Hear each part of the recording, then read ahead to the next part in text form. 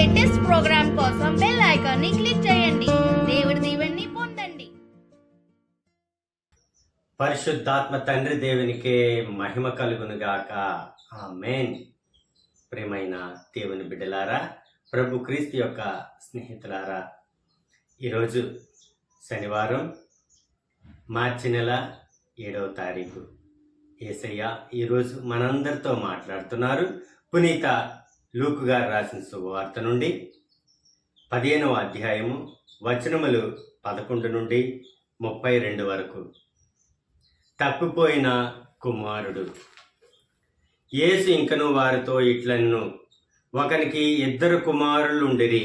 వారిలో చిన్నవాడు తండ్రితో, తండ్రి, నా ఆస్తిలో నా భాగమును నాకు పంచిపెట్టుము అనెను.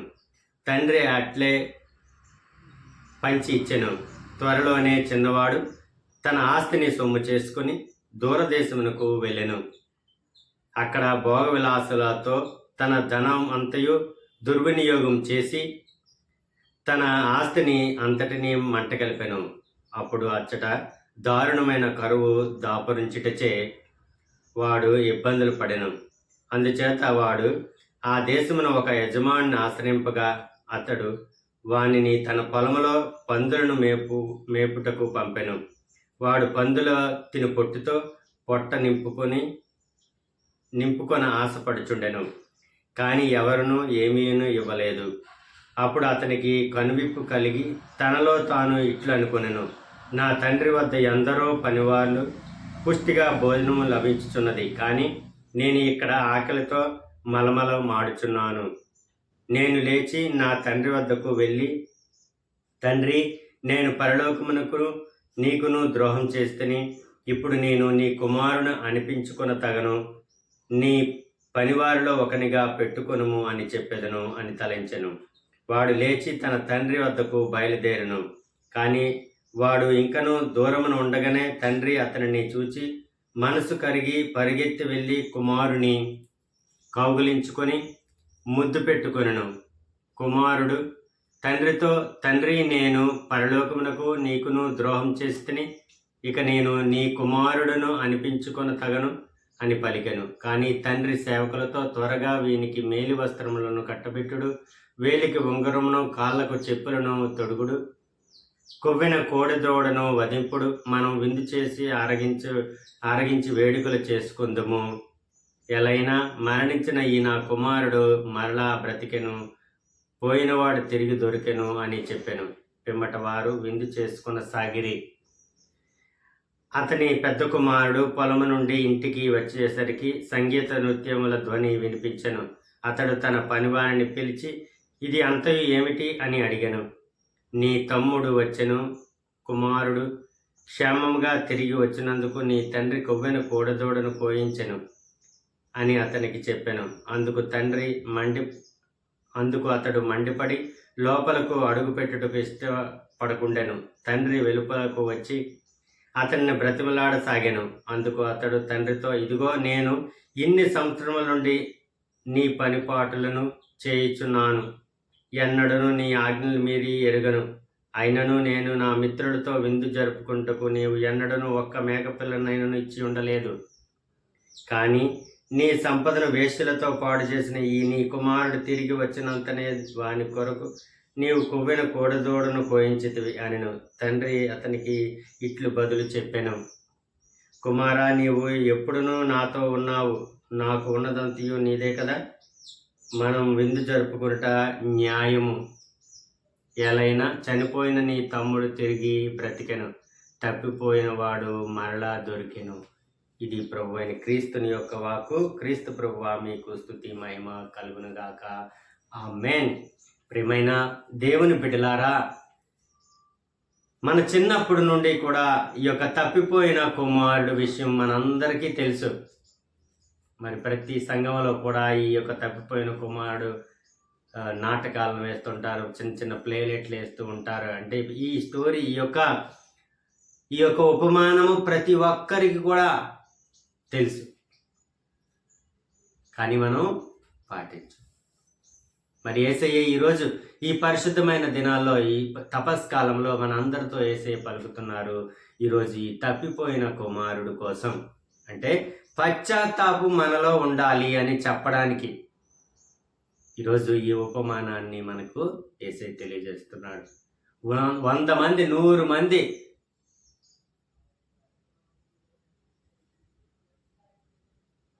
100 మంది ఉన్నప్పటికీ కూడా 100 మంది పశ్చాత్తాపం లేకుండా మేమే గొప్పవారము, మేమే నీతిమంతులము అని చెప్పుకున్నవారు 100 మంది ఉన్నా సరే సంతోషం లేదు. ఒక్క పాపాత్ముడు విషయమై ఒక్కడు మారు మనసు పొందడం వలన పరలోక రాజ్యము సంతోషిస్తుంది అని యేసయ్య పలుకుతున్నారు. కాబట్టి మనం నీతిమంతులము అని ఎప్పుడు మనం అనుకోకూడదు. ఎందుకంటే మనం మానవ జన్మే పాపకరమైన జన్మ. ఈ పాపకరమైన జన్మలో మనము నీతిమంతులమని ఎప్పుడూ గణించకూడదు. ఎందుకంటే ప్రతిరోజు మనం పాపాలు చేస్తూ ఉంటాం. అయితే పాపం చేసినప్పటికీ మనం పశ్చాత్తాపడాలి అని యేసయ్య ఈరోజు మనకు తెలియజేస్తున్నారు. 2 కుమారులు చూసారా? పెద్ద కుమారుడు, నేను నీతోనే ఉన్నాను, నాకు ఎప్పుడు కొవ్వుని కూడదోడనవ్వలేదు, కానీ నీ సొమ్ముని తీసుకుని వెళ్ళి వేషలతో ఖర్చు పెట్టి విలాసాలతో ఖర్చు పెట్టి వచ్చేవాడు. మారు మనసు పొందాడు. అక్కడ కాన్సెప్ట్ ఏంటంటే మారు మనసు పొందాడు. చనిపోయిన నా కుమారుడు తిరిగి వచ్చాడు. పాత కుమారుడు చనిపోయాడు, ఇప్పుడు మారు మనసు పొందొచ్చాడు. వాడి వలన పరలోక రాజ్యము సంతోషిస్తుంది, ఆనందకరంగా ఉంటుందని. నీతిమంతులు 100 మంది ఉన్నా ఉపయోగం ఉండదు. ఒక్క పాపాత్ముడు విషయమై ఒక్క పాపాత్ముడు మరలా మారు మనసు పొందాడంటే పరలోక రాజ్యం సంతోషిస్తుంది, ఆనందిస్తుందని యేసయ్య పలుకుతున్నారు. కాబట్టి ఈరోజు కాన్సెప్ట్ ప్రభు దేవుడు మనకు చెప్పినది ఏంటంటే, మనం పాపాత్ములు కాబట్టి ఈ పరిశుద్ధమైన రోజుల్లో మనము కూడా తప్పనిసరిగా మనం పాపులమే, నేను పాపాత్ముడి తండ్రి, మీకు పరలోకానికి మీకు పాపం చేసి ఉన్నాను, నేను విరుద్ధమైన కార్యాలు చేసి ఉన్నాను, నేను పాపాత్ముడిని, నన్ను క్షమించండి అయ్యా అని మనము మారు మనసు పొందాలి. ప్రతి ఒక్కరూ కూడా, ప్రతి ఒక్కరు, ఎవ్వరు ఇందులో ప్రత్యేకత ఎవరికి లేదు. ప్రతి ఒక్కరూ కూడా మారు మనసు పొందాల్సిందే. ఎందుకంటే మనం మనుషులు, మనం పాపాత్ములు. ఎవరైతే మారు మనసు పొందుతారో, ఎవరైతే తన పాపాలను దేవుని ముందు ఒప్పుకొని మారు మనసు పొందుతారో వాళ్ళు మాత్రమే రక్షణ పొందుతారు. వాళ్ళ విషయమై పరలోక రాజ్యం ఆనందపడుతుంది. మేము నీతిమంతులు అని నీతి కబుర్లు చెప్పకండి. ఈవెన్ నేను కూడా పాపాత్ముడినే. నేను దేవుని ముందు ఎప్పుడూ ఒప్పుకుంటాను, నేను పాపాత్ముడిని, కానీ నా తండ్రి నన్ను ఎన్నుకొని ఉన్నారు, నేను పాపాత్ముడిని. అయ్యా, నేను తండ్రికి, మీకు, పరిశుద్ధాత్మ దేవునికి నేను విరుద్ధమైన కార్యాలు చేసి పాపం చేస్తున్నాను అయ్యా, నన్ను క్షమించండి అయ్యా అని మనం నిత్యం ప్రార్థన చేసుకుంటే దేవుడు మనకు కరుణించి ఈరోజు మరి మనకి ఈ దేవుని సువార్తను ప్రకటించే భాగ్యాన్ని, తన సేవకత్వాన్ని తనకు ఊడిగం చేసే భాగ్యాన్ని నాకు ఇచ్చి ఉన్నాడు. ప్రైజ్ ద లార్డ్, హల్లెలూయా. దేవుడికే మహిమ కలుగును గాక. కాబట్టి మీరు కూడా పశ్చాత్తాపడాలి. నేను పాపాత్ముడిని, నేను ఒప్పుకుంటున్నాను, మీరు కూడా ఒప్పుకోండి దయచేసి. అప్పుడే పరలోక రాజ్యం సంతోషిస్తుంది. God bless you. దేవుడు మిమ్మల్ని దీవించును గాక. ఆమేన్.